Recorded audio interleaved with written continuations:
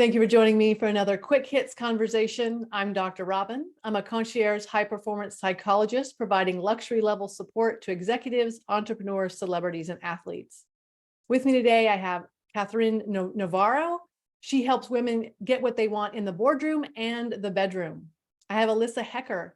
She is the go-to general counsel, collaborative partner, and creative problem solver for businesses and entertainment and arts industries. And I have Jim Tam. He's a principal client director with Korn Ferry's Digital Group, where he advises organizations on how to improve their sales effectiveness through using world-class sales methodology and technology. The question I have for you today, what is the difference between giving someone feedback, calling them out, and scolding them? Catherine, would you like to go first? I would love to go first. So I thought this was a great question.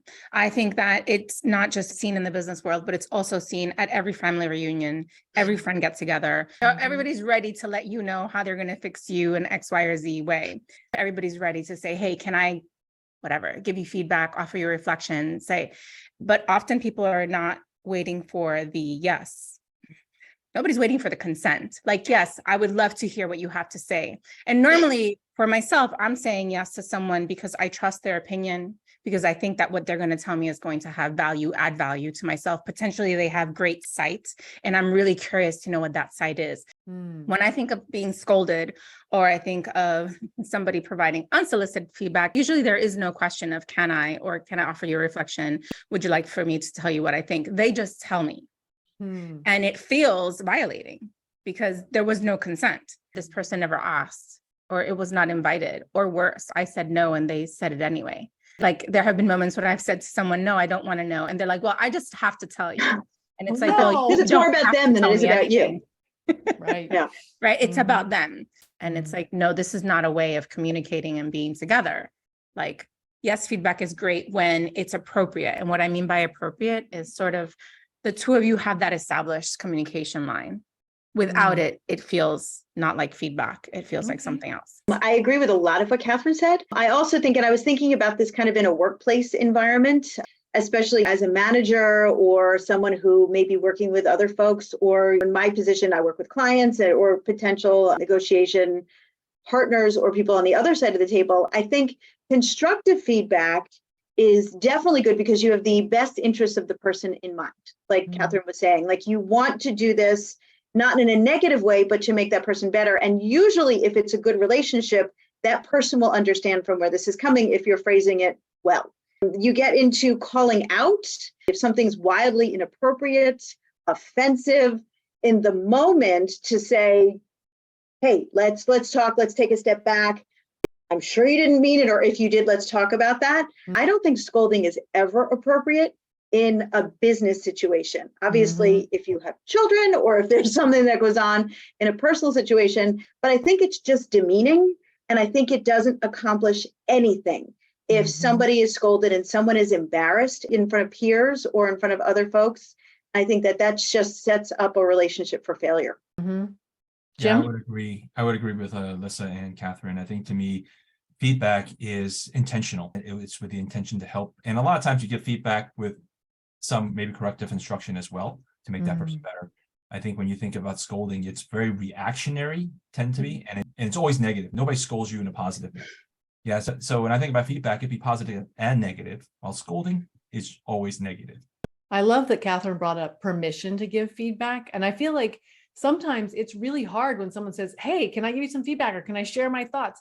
To say no is really weird and awkward. And I think that people sometimes will say yes, even when they don't want to, especially in public, because they don't feel like how do I manage that? Even when someone says yes, you really have to pay attention to how it's landing. Sometimes feedback is just about, I need to tell you this.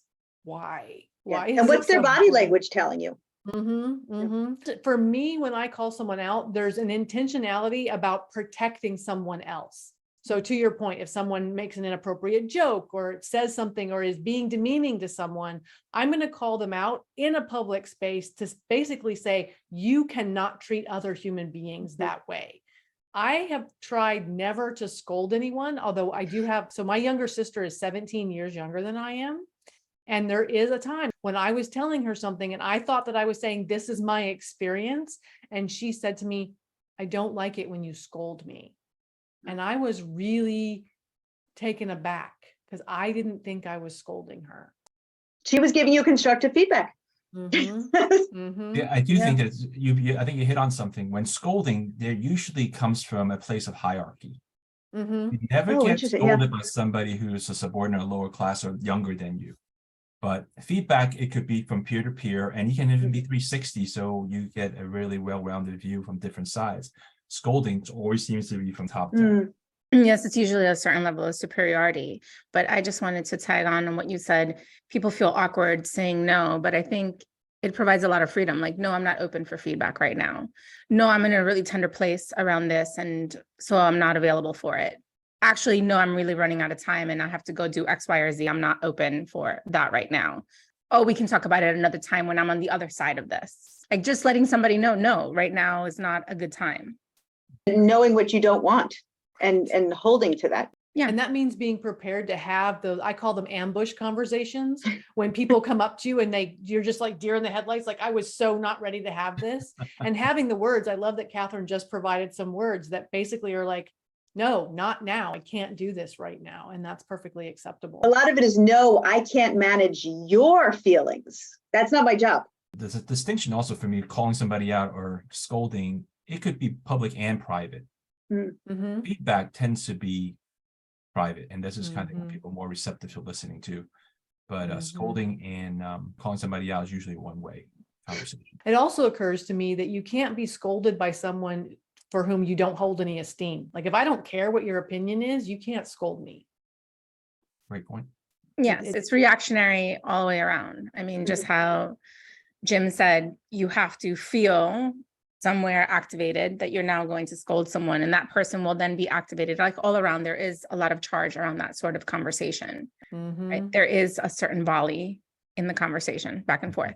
That's a good point, because feedback, I think you were alluding to this, Jim, is more thought out. It's more like, oh, I considered this. I have information I'd like to share. I want to do it in private. And I think that's the other thing, Catherine, when people don't ask for permission, they're doing it in a place where it's like, this is not the appropriate place for you to give me this kind of information. There's also places where we ask people for feedback, right? Like, Right. what do you think about this? What do you think about that? At no point in time, I'm like, can you please scream at me? Can you please scold me and put me in my place? Like, put me in my That's a rightful different- place. That's a different job. We don't do that here. And make sure I'm you sure embarrass me someone in in front of New my York peers and does. friends. Right. Yeah. Someone in New York does that, but that isn't us. Exactly. Yeah. So It's interesting though, too. I have noticed that even when I do want feedback because I want to get better, if someone goes down a bullet point list, like you did this wrong and this wrong and this wrong and this wrong, and you can fix that and do that and this over here, and eventually I'm like, my feelings are hurt, even though I asked. So I think you have to be careful when delivering feedback that you can do it in a not great way. Yeah. And also when you're asking for feedback, you can be specific. What are ways where you think I can improve? In certain ways where you don't get the minutia of you have to do this and that, but more kind of a general way. We've kind of narrowed it down to feedback is productive and helpful and delivered in a kind way when the person actually asks for it. Calling someone out may actually be something you do, the way my words, protect someone else. And so it may not be as kind as feedback might be. And you could take a situation where someone's being inappropriate and give them feedback privately. Those two kind of could go hand in hand. But scolding, there's just no room for scolding. And if someone feels scolded, that's something that's on you to solve. Perfect. I would All say the only ahead. time that I think of scolding potentially it would be appropriate is in an emergency. Just thinking that if someone's in don't danger, fall, don't trip, yeah. don't jump, like something where it's Yep. life threatening and you need to catch that person's attention and shake their nervous system so they can pay attention. But otherwise, short of saving someone's life, no, there's really no scolding. I guess as a parent, you alluded to that earlier as well. If you have a hierarchy of some kind that's already built in, well, that's natural. You're sort of like hurting potentially cats. And scolding is never productive. People don't listen. When people speak poorly to them, there's a eye roll, turn off. It's not going to get you what you want. That's true. There is a disconnect. Very true. Well, that is our 10 minutes. So I'm going to cut us off there. Thank you so much for having this conversation with me. I look forward to speaking to each of you again really soon.